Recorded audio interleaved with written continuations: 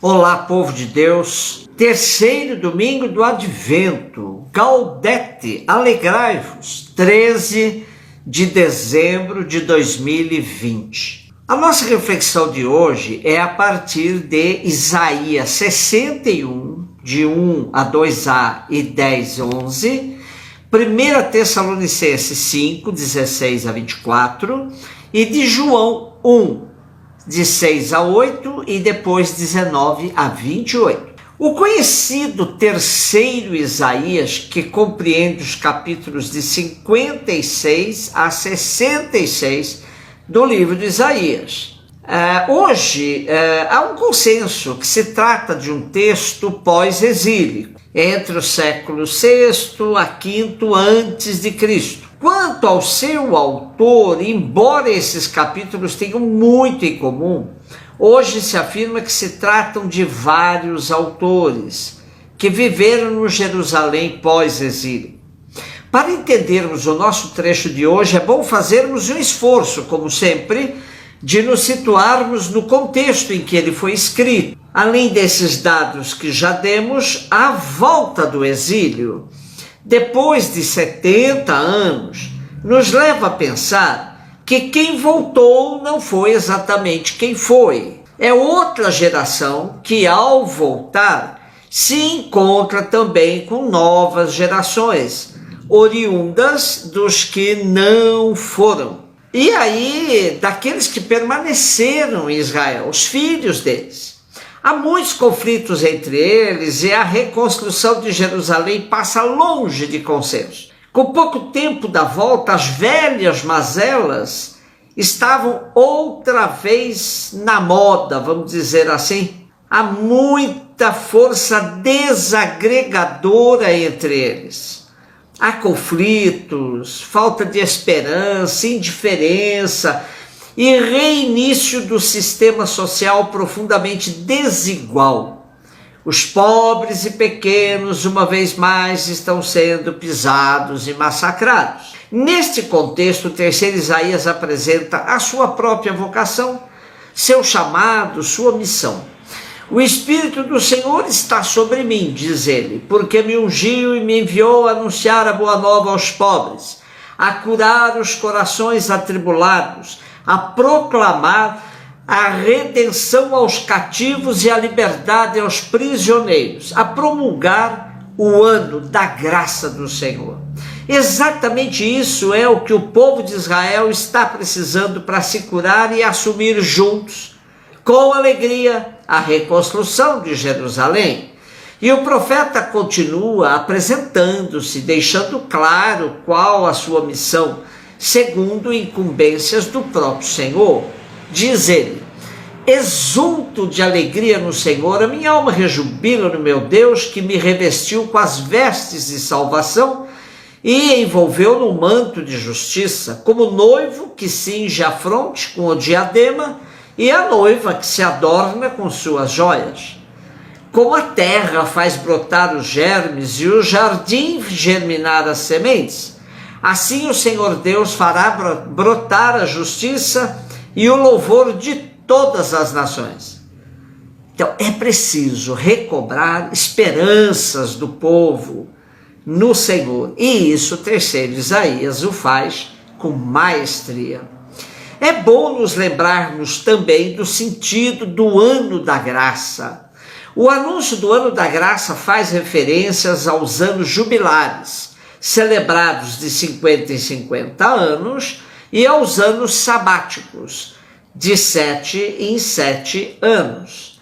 De acordo com a lei de Deus, eram anos destinados a restaurar a situação original de justiça, e implicavam, por isso, a libertação dos escravos, perdão das dívidas, restituição dos bens e propriedades alienados durante esse período. Portanto, Jesus, quando vai usar esse texto do profeta Isaías para si mesmo, ele revela a sua própria biografia, falando de sua vida e missão, pois ele é a concretização do ano da graça. Primeira carta Tessalonicenses, capítulo 5, versos 16 a 24. Infelizmente aqui não cabe um comentário maior sobre esse texto, belíssimo também, trecho do primeiro escrito do Segundo Testamento, ali pelos anos 50, 51, mais ou menos. Fiquemos somente com os versículos iniciais que tudo dizem desse terceiro domingo do Advento, chamado Gaudete. Alegrai-vos. Vivei sempre alegres, orai sem cessar, dai graças em todas as circunstâncias, pois esta é a vontade de Deus a vosso respeito em Cristo Jesus.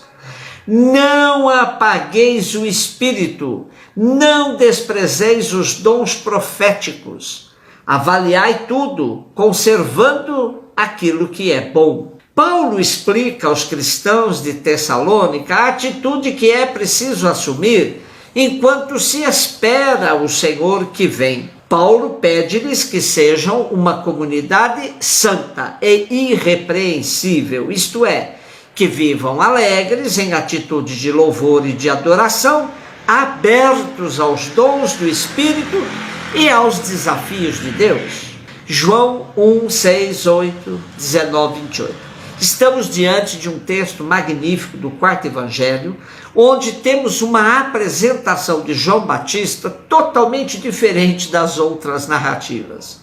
O Batista aqui é apresentado apenas como um homem enviado por Deus e que tem consciência de quem é e não ousa igualar-se aos profetas.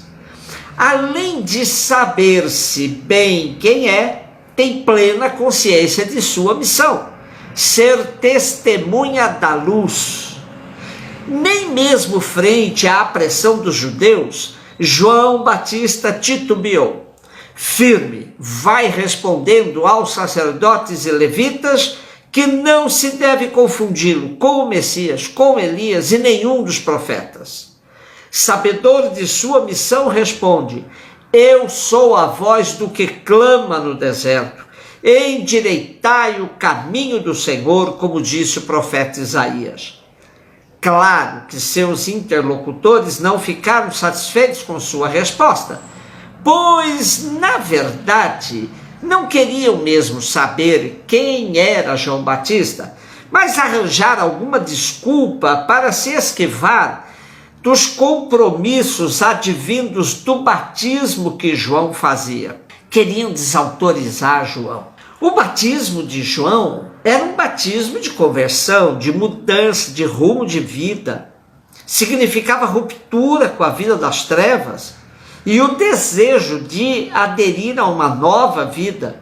Exatamente o que sacerdotes e levitas não tinham o mínimo interesse, atolados que estavam na sua autossuficiência. Eu batizo em água, mas no meio de vós está alguém que não conheceis. Aquele que vem depois de mim, a quem eu não ouso, não sou digno de desatar a correia das sandálias. Agora, João, além do gesto de humildade, ele parte para o ataque.